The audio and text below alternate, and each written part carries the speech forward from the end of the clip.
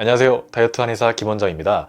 아직까지 다이어트 성공 실패 여부를 본인 탓으로만 전부 생각하시는 분들이 많은 것 같아요. 예를 들어서 저는 물만 마셔도 살찌는데요 라고 하시는 분들을 가지고 저분들의 생활을 추적 관찰하면 물만 마셔서 살찌는 게 아니라 밥만 안 먹을 뿐이지 다른 많은 것을 먹을 것이다 라고 생각하시는 분들이 많습니다. 뭐 틀린 말은 아니고요. 어느 정도 맞는 말이지만요. 다이어트 할 때 근데 체질이 있다는 것은 부정하기 쉽지 않은 것 같아요. 우리가 몸소 느껴지죠. 어떤 분들은 다이어트 할 때 비교적 살이 쉽게 잘 빠지는 반면에 어떤 분들은 그렇지 않습니다. 오늘은 제가 질문 하나로 살이 잘 빠지는 체질인지 아닌지를 좀 구분할 수 있는 법을 알려드릴 거고요. 거기에 더해서 살이 잘 안 빠지시는 분들은 좀 더 살 잘 빠지는 체질로 바뀔 수 있는 과학적으로 효과가 검증된 방법을 알려드릴 겁니다. 다이어트 할 때 보통 가장 힘든 게 식단하고 뭐 운동하고 이런 것들이잖아요. 그런 것들보다는 훨씬 더 쉽고 간단한 방법이니까 오늘 영상을 꼭 끝까지 시청해주세요. 바로 그 질문은 오늘 점심 혹시 뭐 드셨나요? 라는 질문입니다. 이 질문에 바로 답이 나온다면요, 여러분은 살이 잘 빠지는 체질일 가능성이 높습니다. 오늘 주제는 기억이 다이어트 성공을 좌우한다는 것인데요. 기억이랑 먹는 양이랑 무슨 상관이 있냐라고 말씀하실 수도 있습니다. 근데 정말 밀접한 관계가 있거든요. 심지어 기억 상실증이 폭식증으로 이어진다라는 연구 결과까지 있을 정도니까요. 기억이 줄어들면 먹는 양이 늘어납니다. 우리가 먹는다는 건 사실 단순한 배고픔 때문만이 아닙니다. 진짜 굶어서 죽을 것 같은 느낌, 그런 엄청난 배고픔 때문에 많이 드시는 분들도 계시지만 실제로 제가 경험한 환자분들 중에 그런 종류의 식욕 때문에 고민이신 분들의 비율이 상대적으로 적었습니다. 그런 위장에서 느끼는 강력한 식욕보다는 입이 느끼는 식욕, 입이 심심해서 혹은 습관적으로 그냥 먹어서 먹었던 그런 식욕 같은 것이 더 위험하고 문제가 되는 경우가 많았고요. 실제로 최근에 뭘 먹었는지에 대한 기억이 식욕을 조절합니다. 예를 들어 기억 상실증이 있는 사람들은요, 막 식사를 마친 후에도 또 다른 식사를 제공하면 거부하지 않고 계속 먹습니다. 무려 3번의 코스 요리를 연달아서 먹은 사례도 있어요. 왜일까요? 당연하지만 방금 먹은 기억이 없기 때문입니다. 이게 당연하다고 느껴지시죠? 하지만 이것은 우리한테 중요한 사실을 하나 일깨워 주는데, 그것은 바로 몸에 칼로리가 부족해서 진짜 위장이 비어서 음식을 먹는 것보다 사실 우리가 음식을 먹는 건 뇌와 연관됐을 가능성이 매우 높다는 사실이죠. 기억 상실증은 당연히 계속 먹을 수도 있지, 기억 상실증이 없는 일반인한테는 해당되지 않는 얘기가 아닌가 싶으실 수도 있어요. 왜냐면 우리 대부분이 뭐 먹었는지는 간혹 기억이 안 나도 먹었다는 것 자체는 사실 기억이 대부분 나잖아요. 그런데 중요한 건 기억이 끊기면 포만감도 끊깁니다. 기억은 단순한 정보 저장이 아니라 우리 몸의 에너지 균형과 식욕도 조절하는 역할을 하거든요. 우리 뇌에는 해마라는 기억을 저장하는 부위가 있습니다. 그런데 해마는 우리의 에너지 상태, 즉 배고픔과 포만감에 대한 신호를 처리하기도 해요. 이것에 대해서 쥐를 가지고 한 실험 결과가 있는데요, 해마가 손상된 쥐는 해마가 손상되지 않은 쥐보다 더 자주 그리고 더 많이 먹었다는 연구 결과가 있습니다. 왜 그럴까요? 해마는 식욕 촉진 호르몬인 그렐린, 그리고 식욕 억제 호르몬인 렙틴, 또 포만감 유도 호르몬인 GLP-1을 감지할 수 있는 수용체를 가지고 있어서요, 우리 몸의 상태를 실시간으로 파악하고 식욕을 조절합니다. 이 GLP-1은 최근에 위고비의 기전과도 관련이 있죠. 우리와 같은 포유류인 쥐 실험 결과상 그렐린을 해마에 직접 주입하면 섭식량이 2배로 증가했고요, 렙틴을 해마에 주입하면 음식 탐색 행동이 억제되고 식사량이 감소했습니다. GLP-1도 해마에 작용하면 쥐의 음식 섭취량이 절반가량 줄어들었고요. 자, 그러면 결국에 해마를 망가뜨리면 안 된다라는 이런 결론이 야기되는데요, 해마를 망치는 우리의 대표적인 습관이 무엇일까요? 바로 과식, 즉 고칼로리 식단 섭취입니다. 고칼로리 식단은 해마의 기능을 방해하고요, 과식을 해서 해마 기능이 떨어지면 그것 때문에 식욕 조절이 더 어려워지는 그런 악순환이 시작됩니다. 이건 단순히 많이 먹으면 머리 나빠진다 이런 게 아니라 과학적으로 입증된 비만, 기억, 섭식의 악순환이에요.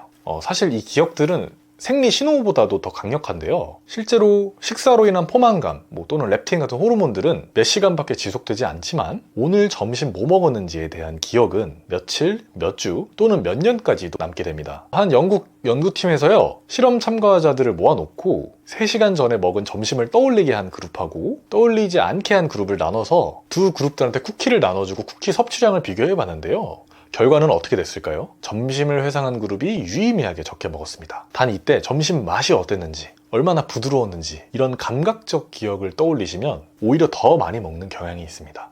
왜냐면 음식의 단서는 식욕을 자극하기 때문이죠. TV 보시면서 식사하시거나 스마트폰 보시면서 식사하시는 경우가 종종 있으실 겁니다. 특히 혼자 식사할 때 저도 그러는 편인데요. 이런 행동들은 식사의 집중을 방해하고 결국 내가 얼마나 먹었는지 희미하게 해줘서 더 많이 먹게 한다고 합니다. 심지어 고난이도 게임을 하면서 식사를 하게 한 사람들, 즉 식사에 집중을 못하면서 식사를 하게 된 사람들은 음식의 순서나 구성조차 기억을 못하게 됐고요. 이에 따라서 간식 섭취량도 증가하게 되었습니다. 확실히 식사하실 때는 식사에 집중하는 것이 살 빠지는 데 중요한 습관인 것 같습니다. 저녁쯤에도 아침, 점심 뭐 먹었는지 기억하도록 말이죠. 또 음식 성분 중에서도 해마 기능을 떨어뜨리는 것들이 있는데요. 아까 고칼로리 식단이 해마 기능을 떨어뜨린다고 말씀드렸습니다. 그 중에서도 고지방, 고당분 식단은 해마 기능을 떨어뜨리고 인지 능력, 기억력이 줄어들고 심지어 뇌 부피까지 줄어들게 만듭니다. 그러니까 고지방, 정제된 당 식사를 하시게 되면 기억력 저하와 해마 손상을 동시에 야기한다고 볼 수가 있습니다. 따라서 최근에 나온 논문들에서 비만은 단순히 체형의 문제가 아니라 뇌 건강의 문제라고 과학자들이 말하고 있습니다. 실제로 이 논문들에서 비만한 사람들은 해마 반응성이 떨어진다. 비만한 아동, 청소년, 성인 모두 기억력이 낮은 편이다. 심지어 비만하면 뇌 MRI 상에서 회백질이 감소한다 라는 연구 결과들이 있는데요. 따라서 오늘 점심에 뭐 드셨나요? 라는 이 질문에 바로 답이 나오신다면 살이 잘 찌지 않는 체질이라고 말할 수가 있겠습니다. 근데 나 식사 잘 기억 못하는 편인데 어떡하지? 라고 하시는 분들은 걱정하실 필요는 없습니다. 다행히도 방법이 있거든요. 살을 빼면 뇌가 회복이 됩니다. 이 논문에 따르면 실제로 체중 감량은 손상된 기억 기능을 회복시킬 수 있었어요. 비만 수술 후에 12주 만에 기억력이 개선된 경우도 있었고요. 수술 1년, 2년, 3년 후에도 이 회복된 기억력이 유지됐습니다. 심지어 다이어트 중에 해마, 뇌파 활동이 증가된 연구도 있습니다. 그래서 오늘 영상을 보고 뭘 어떻게 해야 살 빠지는데 좀 더 도움이 될까요? 실천할 수 있는 사항들 몇 가지 알려드리겠습니다. 첫 번째, 식사하면서 딴짓 하시는 거 좀 자제하는 걸 권고드립니다. TV, 스마트폰 안 보시는 거 추천드리고요. 두 번째, 먹은 거를 기억하려고 노력해보세요. 당뇨 환자분들이 당뇨 혈당 관리하려고 식단 노트 같은 거 작성하시는 분들이 있어요. 근데 그런 일기 같은 거는 좀 과하다 싶으신 분들은 간단한 메모라도 작성해 두시면 도움이 됩니다. 세 번째는 오늘 저녁 드시기 전에 오늘 점심을 뭐 드셨는지를 떠올려 보세요. 감각보다는 내용 회상을 하시는 것이 좋습니다. 뭐 반찬 뭐뭐 먹었었고 국은 뭐 먹었고 이런 거 한번 떠올려 보세요.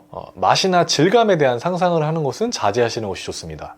점심에 먹은 베이글이 정말 쫀득하면서도 고소하고 맛있었어 하지 마시라는 겁니다. 식욕을 더 유발할 수 있습니다. 네 번째, 고지방, 고당분 식사 자제해 주시는 걸 권유드립니다. 이게 단순히 살을 빼야겠다 이런 생각이 아니라 뇌의 해마를 보호해야겠다는 목적의식으로 접근하는 것이 좋습니다. 이 체중을 감량하면은 뇌까지 회복이 된다는 사실이 좀 더 다이어트의 새로운 자극이 될 수 있지 않을까 생각을 해봅니다. 그러니까 정리하면 기억력 떨어지면 살이 찐다는 말이 사실이라는 것이죠. 나 살쪘네가 아니라 나 기억력 떨어졌네 라고 말하는 것이 좀 더 과학적일 수도 있다는 말입니다. 우리가 먹는 음식은 뇌에 직접적인 영향을 미치고 그 뇌는 다시 우리가 어떻게 먹을지를 결정하기 때문이죠. 따라서 우리의 기억과 해마를 지키는 그런 식사 습관을 해보시길 권장드리고요. 이게 사실 어려운 게 아니어서 더 유용하다고 생각해요. 앞서서 영상 초반에 말씀드린 식단하기, 그리고 운동하기, 마음 다잡기 이런 것들보다는 식사하실 때 좀 더 집중하고 어차피 하실 때 뭐 먹었는지 기억 잘 하는 게 난이도상 어려운 일은 아니잖아요. 이렇게 어려운 일이 아닌데 다이어트에 좀 더 도움이 될 수 있는 깨알 정보들을 종종 알려드릴 테니까요.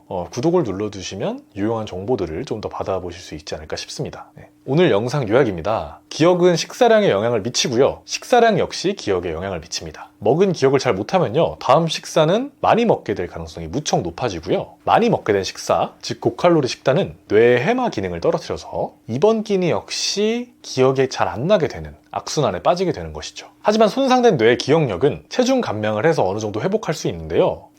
식사하실 때 되도록 스마트폰이나 TV 시청보다는 식사에 집중을 해주시고요. 당뇨 관리할 때처럼 모든 식사를 노트에 기록하실 필요는 없지만 간단하게 메모를 해주시면 좀 도움이 될 수 있습니다. 이것도 좀 과하다고 생각하시는 분들은 저녁 식사하시기 전에 잠깐 점심 식사 뭘 하셨는지 떠올리시되 그 맛이나 텍스처보다는 사실관계, 뭘 먹으셨는지 만 떠올리시는 것을 추천드리고요. 정제당이 많은 음식이나 고지방 음식 줄이시면은 뇌의 기능 회복에도 도움이 되고 살이 빠지는 데도 연달아 도움이 됩니다. 여기서 말하는 지방은 안 좋은 지방을 말씀드리는 거고요. 근데 한번 이 습관적으로 먹게 되는 악순환에 빠지게 되면은 사실 빠져나오기 힘들게 될 수가 있는데요. 그럴 땐 식욕 잡아주는 다이어트 한약이 도움될 수 있습니다. 관련된 내용이 궁금하신 분은 아래 고정 댓글에 링크를 참고해주세요. 영상 시청해주셔서 감사합니다.